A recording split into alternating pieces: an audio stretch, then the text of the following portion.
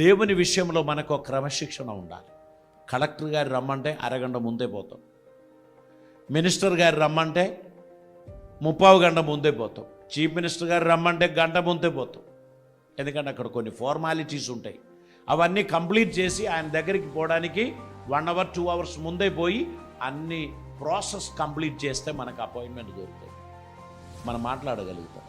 దేవుని సన్నిధికి రావడానికి ఆరాధన ప్రారంభం అయి ఒక 1 అవర్ తర్వాత పోతేనే మనకు సుఖం.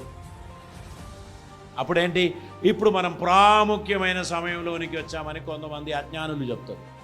అదేంటి, వాక్యం చెప్పే సమయం? No no no no. When you come to the presence of God, ఎప్పుడైతే మీరు కన్ను మూసుకొని తల్లు వంచి ప్రార్థన మొదలు పెడుతున్నారో అదే ప్రాముఖ్యమైన సమయం. ఇక అప్పటి నుంచి ఈ ప్రాముఖ్యమైన సమయం అయిపోయేది ఎప్పుడు తెలుసా? ఆశీర్వాదము పలికేంత వరకు అదంతా ప్రాముఖ్యమైన సమయమే.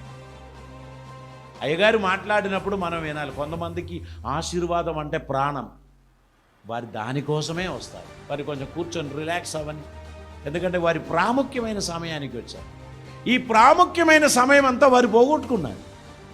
2 చేతులెత్తి యు ఆర్ హోలీ హోలీ అని పాడి అందరూ దేవుని ఆరాధించిన సమయంలో వీరెక్కడో మటన్ షాపులో క్యూ నిలబడుతుంది. అది తీసుకపోయి కొందరు ఫ్రిడ్జ్లో పెట్టి ఉరికి వచ్చారు, కొందరు వండి పెట్టి ఉరికి వచ్చారు. ఎందుకంటే తిరిగి వెళ్ళిన తర్వాత ఇంకా ఆలస్యం ఏం లేకుండా జూప్. గుర్తుపెట్టుకోండి, your life is so precious. Talk to God. You have a wonderful father in heaven. ఆయన ఎవరి ప్రార్థన ఆలకిస్తారు తెలుసా?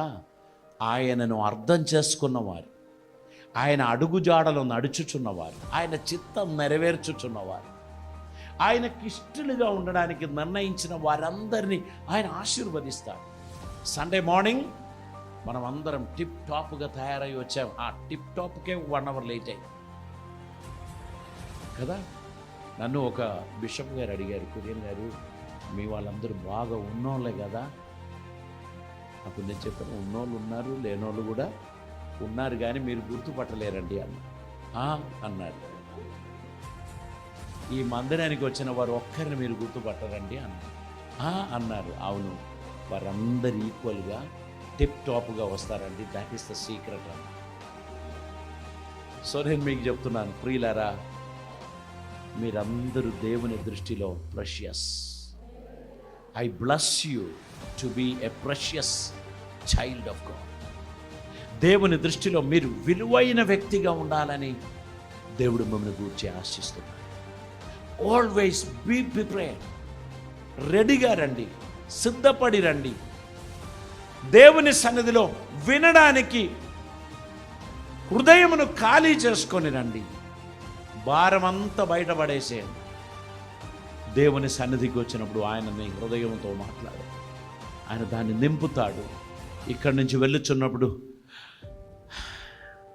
ప్రశాంతంగా వెళ్ళాలి. మీరు ఈరోజు మీరు గుర్తుపెట్టుకోండి, you have a wonderful father in heaven.